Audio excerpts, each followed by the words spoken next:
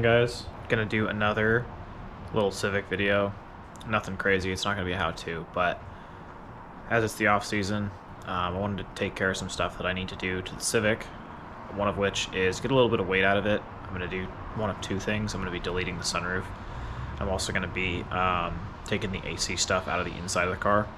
It has all the AC removed from the engine bay, but there's still the AC stuff in the climate control box under the dash, and I'm going to use the opportunity to clean up some stuff under the dash and get some wiring sorted.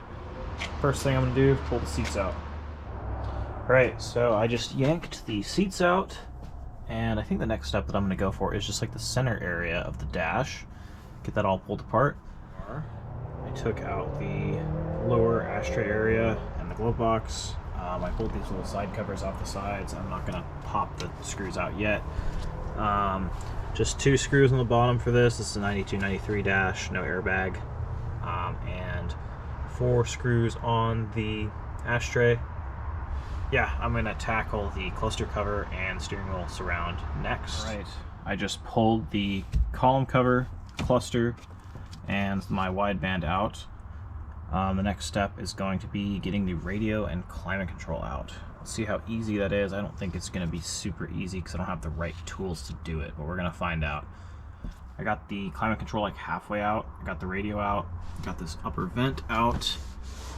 I'm going to try and pull the dash leaving the climate control in just because this wiring behind it is fighting me. We'll see what happens.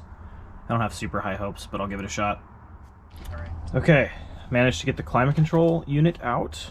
My advice is definitely loosen the dash, pull the dash forward, and then try and pull the climate control unit out, or pull the wiring harness through. That was what was hanging me up, so got that figured out.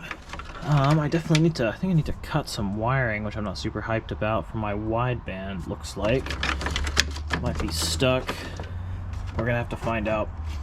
Hardest part about pulling a dash on one of these cars is remembering what kind of aftermarket garbage you put in your car that's preventing you from doing that. So, decided to drop the column because it's going to make it a lot easier for me to just pull it out by myself. I don't have anyone helping me right now. So, I just got to make sure that the harness is all unclipped from the actual dash structure, and then I'm going to yank it out of here. Alright, here it is. The dashboard is out. Here's the interior harness all bundled up over there. That's going to be a good time figuring out where everything goes. I've done this before a couple times actually, so I have a general idea of where things go, but it's a good opportunity that I'm going to take to pull the heater box out, replace the heater core hoses, and maybe a new heater control valve, we'll see. And then I'm going to pull the AC shit out of the box, clean some wiring up, and then send it back together. Alright, so if you see down there, you probably don't. Geez. There are the two heater core outlets I disconnected. The one 8mm stud above that, and I pulled the heater control valve.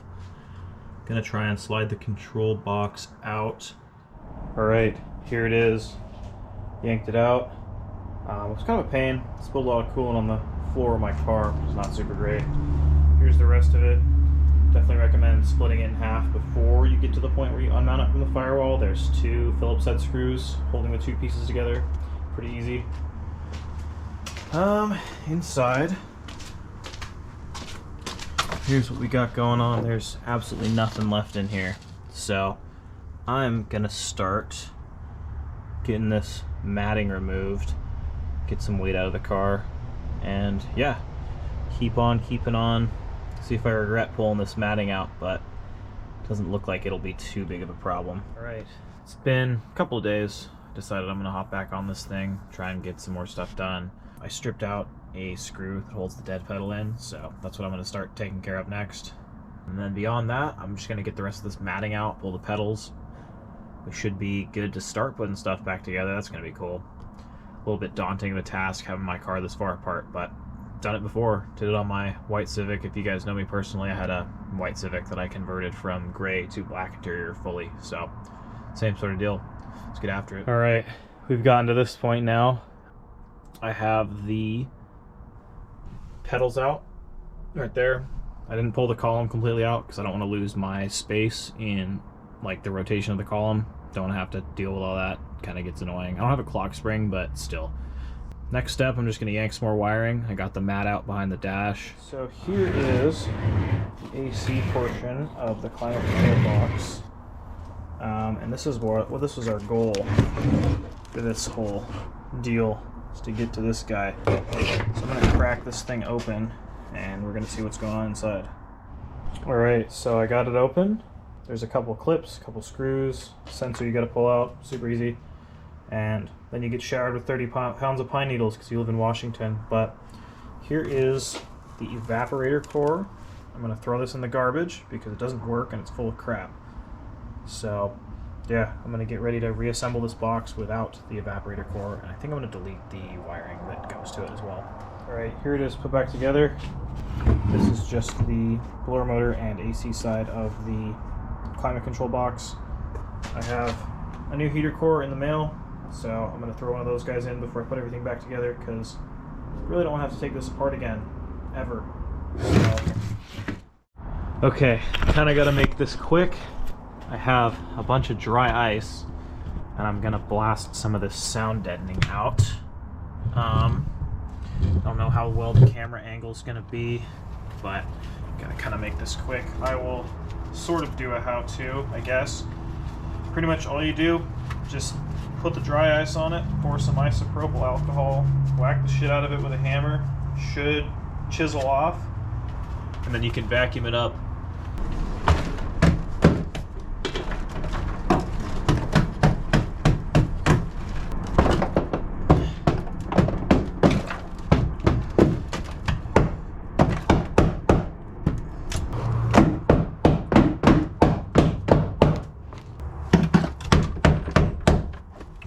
Okay, that was pretty good. I'm stuck. It's coming right off, I think. Alright, so here's where I'm at after the dry ice stuff. Got it all cleared off the firewall for the most part. My next challenge, I guess, is going to be resticking the carpet. I'm going to use some Velcro with adhesive on it. I just kind of brake cleaned all the grossness off the firewall where the sound deadening was. We should be good. I'm going to give it a shot. I'm going to need to try and staple the carpet to the adhesive, get everything cleaned up, and try and restick it. Here's the other side of the firewall. Looks pretty decent as well. Kind of gross in the middle, but whatever, it's going to get covered. Alright, another progress update. I have the gas and brake pedal back in. Resecured the carpet with a new clip. I just drilled a new hole for the clip receiver, which looks like one of these little guys. Just drilled a hole in the body, put this in, and then clipped it down. Had to go to the junkyard and get some carpet clips. But yeah, I'm just kind of getting the pedals back in. I'm waiting on a new master cylinder for the clutch pedal, but next step is to probably hot glue a couple places of the carpet down, just because this carpet still isn't very secure to the car. This car kind of has had the carpet in and out a couple times, I'm thinking, in its previous life. But yeah, next step is wiring cleanup, and then we're going to be getting the dash back in. Alright, it's been another day or so, and I got my new heater core. I'm going to go ahead and chuck it in. I'm not really even sure how to access it. I think you just can pull it out from the bottom here, but I really have no idea. So I'm going to mess around with this thing, and I'll let you know how I got it out. Alright, so I ended up getting the heater core out. All you have to do is pull 2 screws here, pull this little wire, or this little rod off, put it over here, screw for the blend door actuator, and there's a screw right here, and then you just pull it out. This heater core is definitely original. It doesn't look terrible, but since I'm this far into the dash, I'm definitely replacing it. This is the new one. It is definitely a little bit thinner, but it shouldn't be a problem. It looks like it fits the same. Alright, so I'm going to throw this thing back in, put some of this foam stuff around it, and we should be good to maybe put the heater core box back in the car. I still got to get the carpet figured out, though. Alright, so I got the new heater core in. As simple as that, just throw it in there and bolt it down, put everything back the way that it goes. Alright, so I got the heater core and AC box back in. The carpet's reattached, sort of. I didn't really worry about the stuff that's going to be covered up by the dash. It's whatever. Yeah, next step is I'm going to do heater core hoses. I do need to order one new one. I ordered the wrong one, so I'm going to have to wait for that. But not a huge deal. Alright, it's been a few more days. This video has really taken quite a while to make, actually, but just been waiting on parts. Just picked up this Greg Parts 3D printed triple gauge holder, so that's going to go where the radio goes.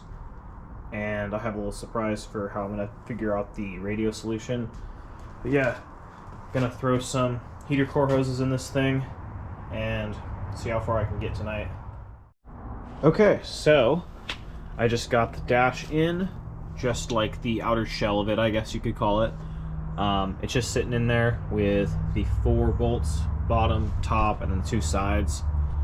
Gonna snake the wiring up through this hole right here, run it across, you know the deal. Okay. So I just put the steering column back up and I fished all the wiring through that needs to go up through the hole to reach all the components for the rest of the dash. I think my next step is probably going to be throw the wideband in, just because there's a lot of room for me to fit my hands back there right now when there's no wiring.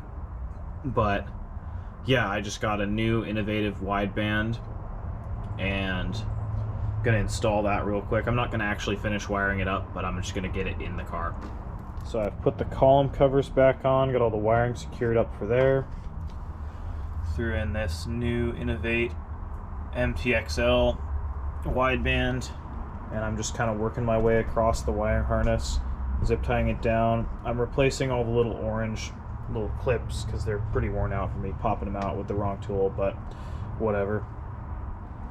Here we go into part who knows what of the world's longest interior reassembly, but I got the seat in, singular seat so far, and I got the cluster back in, put in this new innovative MTXL wideband gauge, got it working. I don't have a sensor in it, so I'm not going to show you guys, doesn't really matter. But yeah, I'm just kind of throwing this interior back together. There's not going to be a huge amount of stuff filmed, but on making progress. I'm still waiting on some parts, so I don't think I'm going to finish everything up tonight, but I'm getting after it. I got coolant in it. I'm waiting for a friend to come over so we can bleed the clutch, and it should be good to start. Alright, just got this thing started up. It's been a little bit since I filmed, just waiting to coolant out. I don't even know if you guys can hear me. I got a new sensor calibrating for the wideband. It's actually installed up.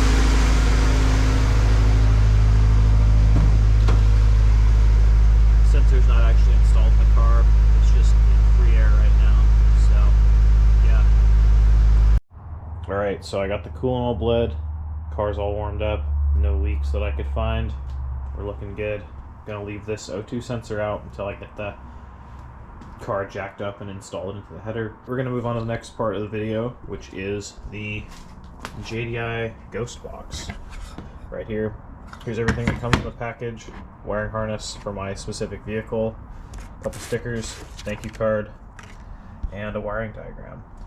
I don't need to really wire anything because of this nice connector, but I'll show you where I'm going to put it and how I'm going to secure it down, I guess. Alright, so don't mind the nasty interior of the car, but all you got to do is just see this plug right here. Boom. Harness plugs right in, and then this harness plugs right into the factory radio connector. Bam. Just like that.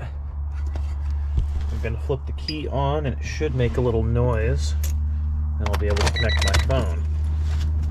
There's the light on. There's the noise. My phone out. Bluetooth. Pair a new device, ghost box. Cool, and we're paired up. See if this guy works and see how loud it can get. Your favorite podcast episode to help get the word out. It would also be fantastic if you could rate and review the podcast on this platform that you use. I'm just gonna shove this guy back under here where the airbag module goes and Velcro it down, and we should be solid. Alright, so boy, probably hard to see. Here is the ghost box, way up under the dash. I just Velcroed it down where the old airbag control module was. I think that's going to be about as far as I go for this episode of this car. I'm going to get the interior back together off camera, just because you saw me take it apart. You don't need to see me put it back together. It's just the same, but backwards. Thank you for watching. Subscribe, like, comment, follow me on Instagram. See you in the next one. Bye.